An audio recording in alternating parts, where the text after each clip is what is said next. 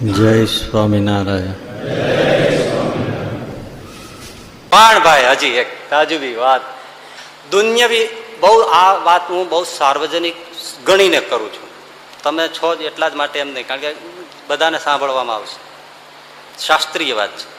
લૌકિક કોઈ વિદ્યાઓ તો ત્યાં કામ નથી આવતી ભાઈ, પણ હવે ધ્યાનથી સાંભળવાની વાત છે. શંકરાચાર્ય વાત કરી છે ને, બહુ અદભુત છે, ગહન છે, ગહન, અતિ ગહન છે. કે ભજ ગોવિંદમ ભજ ગોવિંદમ ગોવિંદમ ભજ મૂળમદે પ્રાપ્તે સન્નિહિતે મરણે નહીં નહીં રક્ષતી ડુક્રુ કરણે, બીજી કોઈ વિદ્યા કામ નહીં આવે.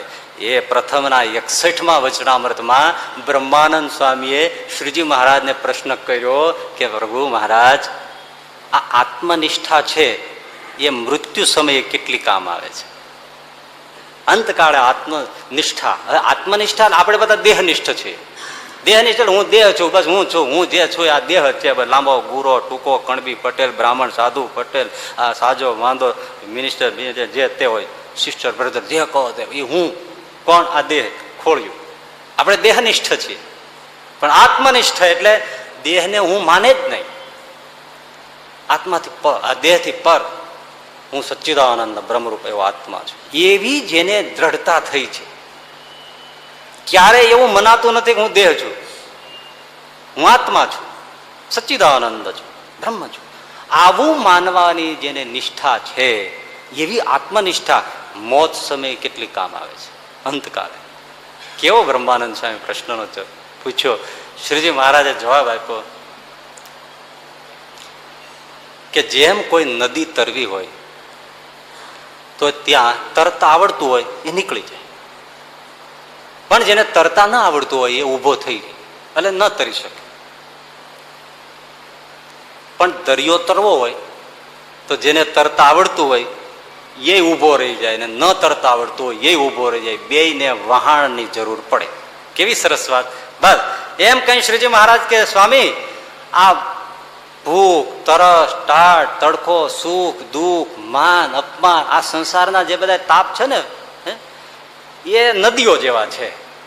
એને પાર કરવા હોય તો આત્મનિષ્ઠા વાળો તરી જાય છે. દેહમાં સુખ દુઃખ, રોગ દગાદી, માનવી, આ તે બધું કંઈક આવે તો આત્મનિષ્ઠા વાળો એને તરી જાય છે.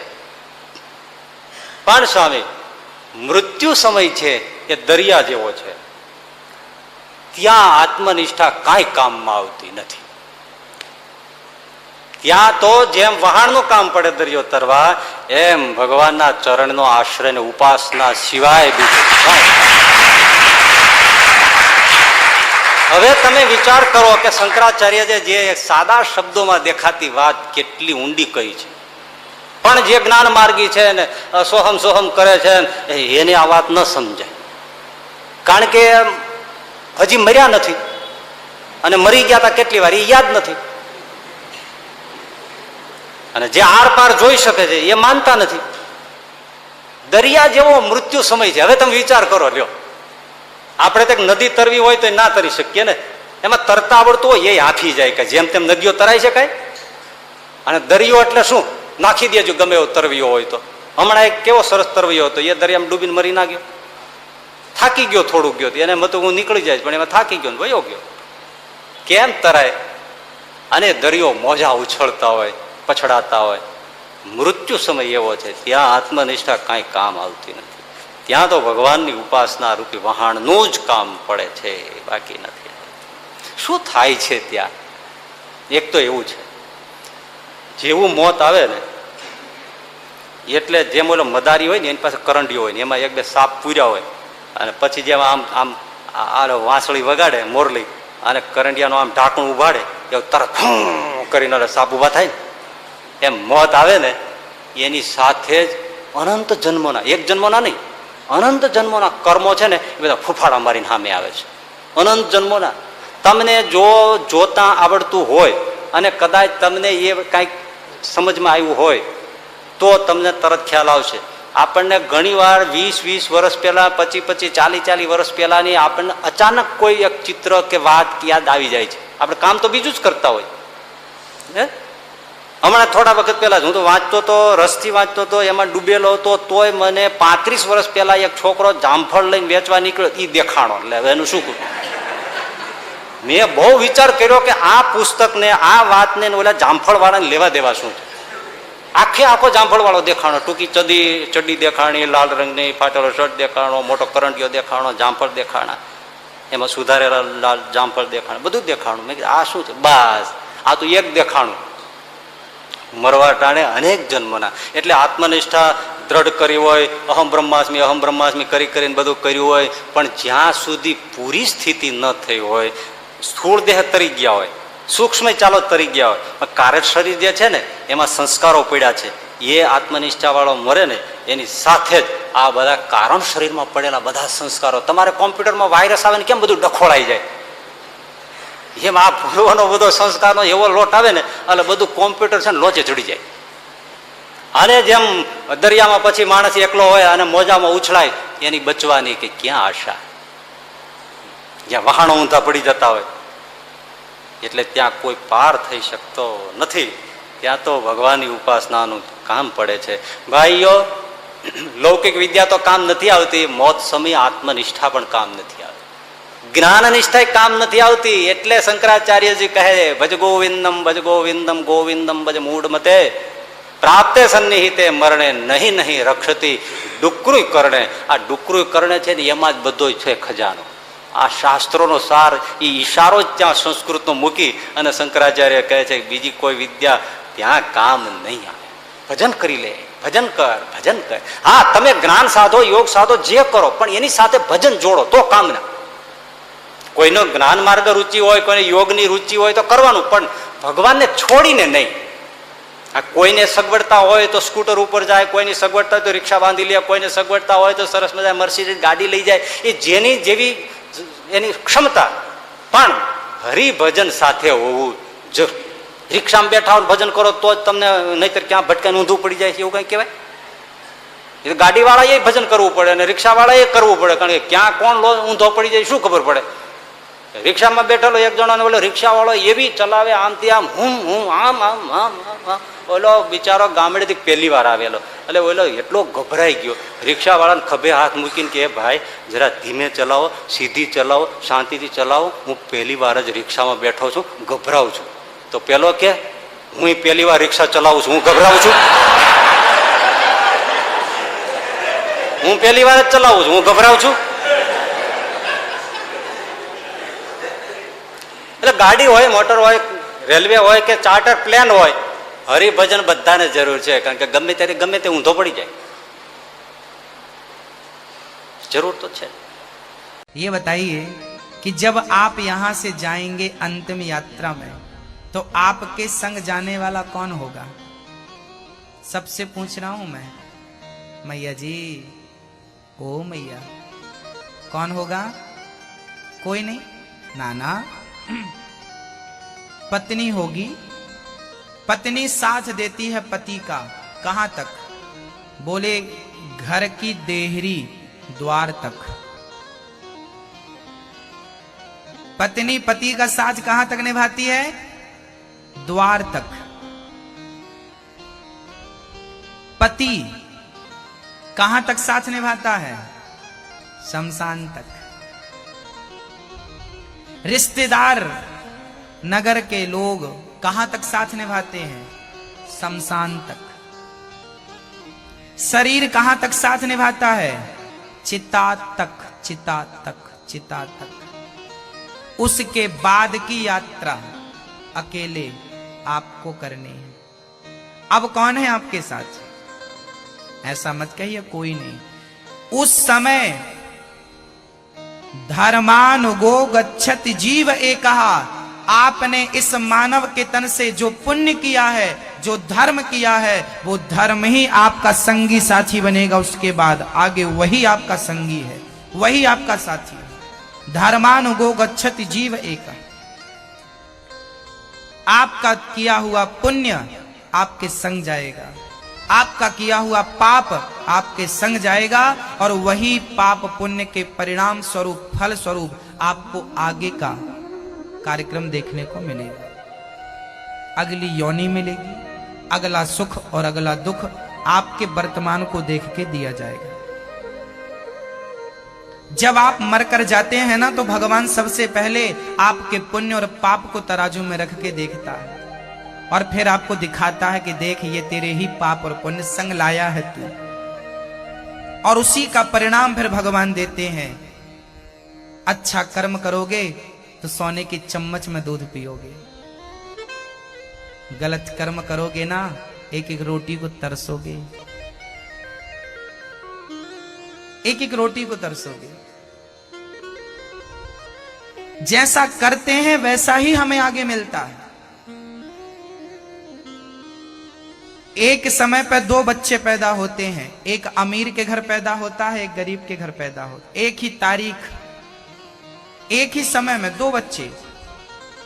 एक पैदा होती सोने की चम्मच से दूध पीने लगा और एक गरीब के घर पैदा हुआ तो माँ ने अपनी साड़ी इस पेड़ पे बांधी, दूसरा उस पेड़ पे बांधी, उस साड़ी का झूला बना के झूलाती है।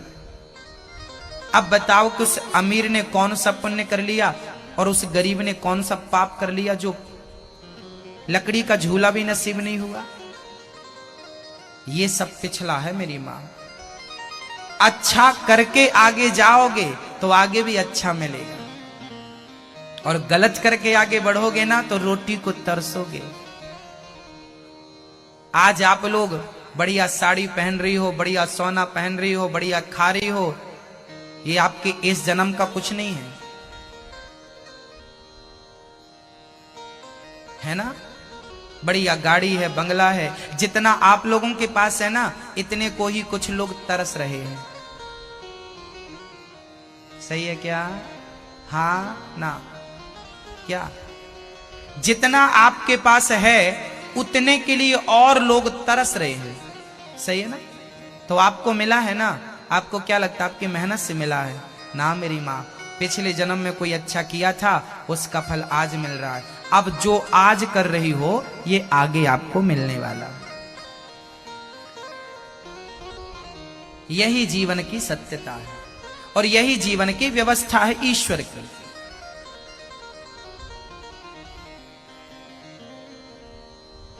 सार क्या है? बोले राम नाम का धन।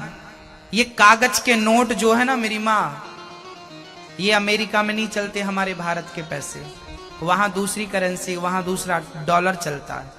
ये बैंक में जमा करो तो डॉलर मिलता, वो चलता है।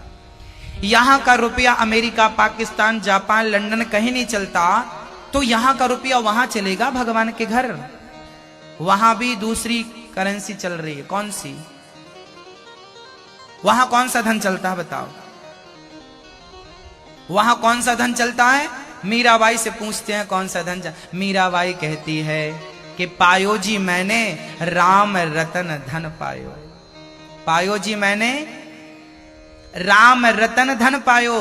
कागज के टुकड़े हिंदुस्तान में चलते हैं, वहां कागज के टुकड़े सब डस्टबिन में पड़े हैं। वहां राम नाम का धन चलता है। यहां राम राम जो जपोगे, कृष्ण नाम जो जपोगे, वही धर्म है, वही पुण्य है, वही आपके संग चलेगा। इसलिए समय निकाला करो और भगवान का भजन किया करो, है ना।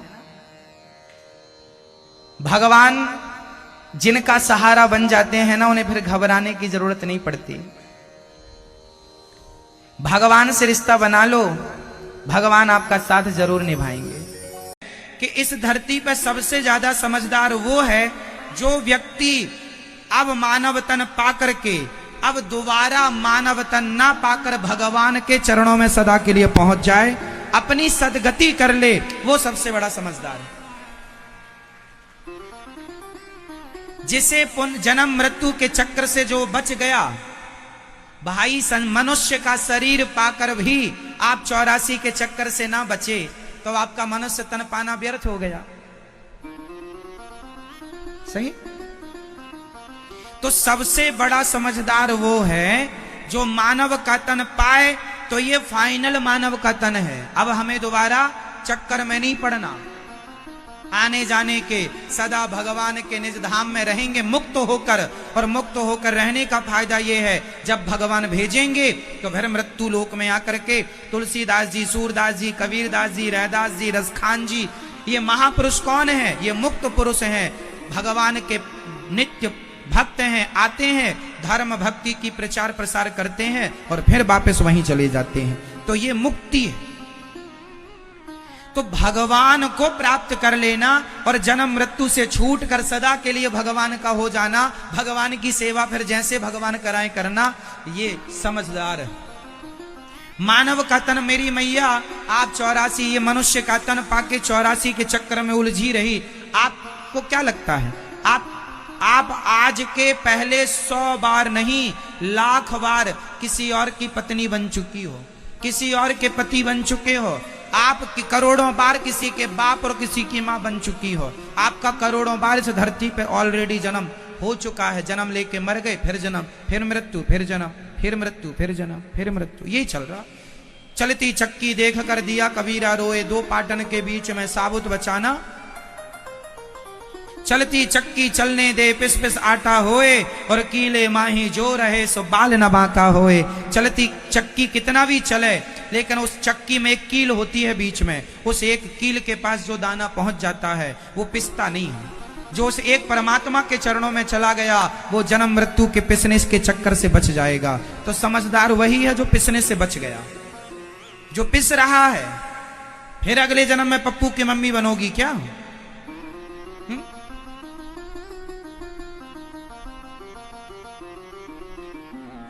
कितनी बार बनोगी और कितनी बार जन्म लोगी, कितनी बार मरोगी या मरोगे? कब तक ये सिलसिला चलेगा? इसलिए अब आए हैं। बताओ 10वीं क्लास एक बार पढ़ना अच्छा है कि 10 बार पढ़ना अच्छा है? 12वीं क्लास एक बार पढ़ना अच्छा है कि 12 बार? बोलो। समझदार वो है जो 10वीं क्लास को एक बार पढ़े, फिर 11वीं में जाए, उसे भी एक बार पढ़े, फिर 12वीं में जाए। ये समझदार। अब 2-3 बार वही पढ़े, उसे तो समझदार नहीं कहेंगे। क्यों जी? सही है। तो जो मानव का तन एक बार पाके सदा सदा के लिए 84 से मुक्त हो जाए वो पास हो गया, और जो पढ़ा है फेल हो गया। फिर वही, फिर वही, फिर वही। ये तो पहला आंसर है आध्यात्म जगत का। सबसे समझदार कौन? जो जन्म मृत्यु से बच जाए। उत्तर दो, सबसे समझदार कौन? उत्तर दो, बोलो। मेरी मां जो जन्म और मृत्यु से बच जाए उसे आप क्या मानेंगे? समझदार। बताओ सबसे समझदार कौन? जो जन्म और मृत्यु से बच जाए। तो आप लोग कोशिश करेंगे ना बचने की। ये तब ही बचा जा सकता है जब व्यक्ति आत्मसमर्पण कर दे भगवान के चरणों में। हे प्रभु मैं आपकी हूं, मैं आपका हूं, अब आप जानो और आपका काम जाने। समर्पण, समर्पण। अब मैं दूसरा उत्तर दे दूं इसका। सबसे समझदार कौन? यही प्रश्न था ना। सबसे समझदार कौन? सामान्य उत्तर यह है, सबसे समझदार वो है आज के युग में जो केवल अपने ऊपर ध्यान दे। लोग क्या कर रहे हैं, लोग क्या कह रहे हैं, उस पर ध्यान ना दे। मैं क्या कर रहा हूं, मैं क्या कह रहा हूं, सिर्फ इस बात पर ध्यान दे कि मैं क्या कर रहा हूं, मैं क्या कह रहा हूं, इस पर ध्यान दे। वो समझदार है। और जो ये सोचने लगा वो क्या कह रहे हैं, कहने दो, उनका काम ही है मुंह फाड़ना, कहने दो उनको। आप कब तक ध्यान देंगे? कब तक दूसरों को कहेंगे कि तुम ये ना कहो, तुम वो ना कहो? लोगों ने तो माता सीता को नहीं छोड़ा। इसलिए बिल्कुल ध्यान मत दो कि लोग क्या कहेंगे। आप पढ़ाई करने जाइए, पढ़िए, आप अपना नाम कमाइए, पैसा कमाइए, उसका सदुपयोग करिए, समाज की सेवा कीजिए, अपने ऊपर फोकस कीजिए। हम कैसे हैं, आप कैसे हैं, आप कैसे हैं, इससे हमें क्या करना? भाई हम आपको समझा सकते हैं, सही रास्ता बता सकते हैं, चलना ना चलना मर्जी आपकी है। समझ रही हो ना मेरी मां? हम कैसे हैं, हम किस रास्ते पर चल रहे हैं? आज के युग में सबसे बड़ी विडंबना यह है, आदमी अपने को ना देखकर बाकी सबको देखता है। अपने को ना देखकर बाकी, खुद क्या कर रहा है वो ना देखकर बाकी ये देखता वो क्या कर रहे हैं, वो क्या कर रहे हैं आपको क्या करना, आप क्या कर रहे हैं। बुरा जो देखन में चला, आगे बोलो, आप बताओ, नहीं याद है, याद कर लो मेरे भाई, काम आती हैं चीजें। बुरा जो देखन, आगे आप बोलो, बुरा न मिलिया कोई, आगे जो दिल खोजा आपना हमसे बुरा ना। उत्तर दो मेरे प्रश्न का, इस धरती पर सबसे बुरा व्यक्ति कौन है, आप उत्तर दो। इस संसार में, मेरे भारत में 135 करोड़ लोग रहते हैं, 135 करोड़ लोगों में सबसे बुरा आदमी कौन है आप बताओ। हाँ, जो भगवान को ना माने, ये इनका उत्तर है। आप बताओ मैया सबसे बुरा कौन है, मैया बताएंगी। जो बुराई करे लोगों की। अच्छा मैया बताओ मेरी माँ, ये हरियाणा की मैया बताएंगी। भैया बोलो मेरी माँ, कौन सबसे बुरा, इस संसार में सबसे बुरा कौन। चलो आप उत्तर नहीं दे रहे हैं, आइए दास अनिरुद्ध उत्तर देगा। इस संसार में सबसे बुरा कौन, सबसे बुरा हूं मैं, सबसे बुरा हूं, हम स्वयं सबसे बुरे हैं।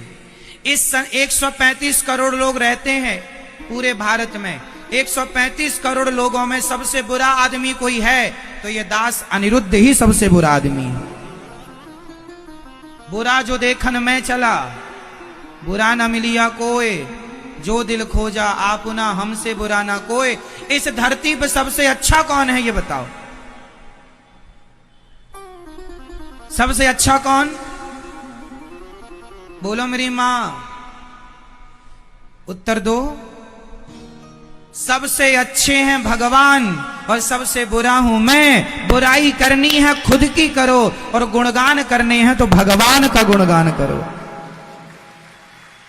सिंपल है, उलझन कहीं नहीं। बुराई करनी है तो जोर से, खुद की, बुरा मैं हूं, मैं अपनी बुरा, जो व्यक्ति अपनी बुराइयां देखता है, जो अपने को सुधारता है वही आगे जाता है। जो दूसरों को सुधारने में लगा है, जो दूसरों की बुराइयां देख रहा है, वो कितना आगे जाएगा आप समझ लो। बताओ, अपनी गलतियां देखकर उन्हें सुधार कर लेने वाला समझदार है या दूसरों की गलतियां देखने वाला समझदार है। हमें क्या करना, जमाना कैसा है, हम कैसे। और एक बात और आगे सुनिएगा, जमाने से हम हैं या हमसे जमाना है, उत्तर दो।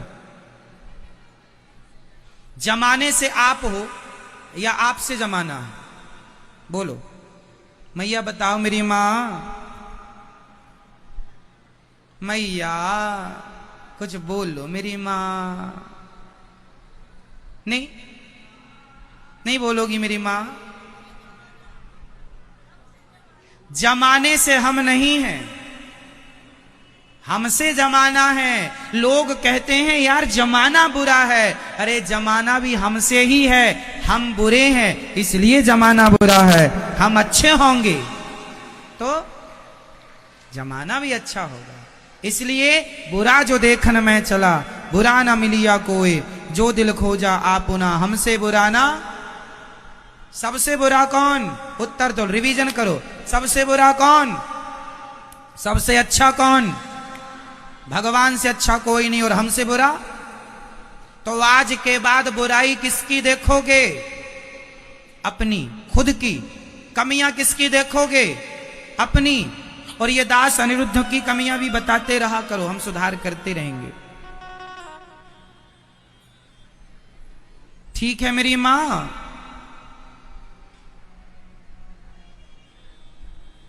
सबसे समझदार कौन, अभी बताया ना, सबसे समझदार कौन, भगवान। भगवान सबसे समझदार तो है ही।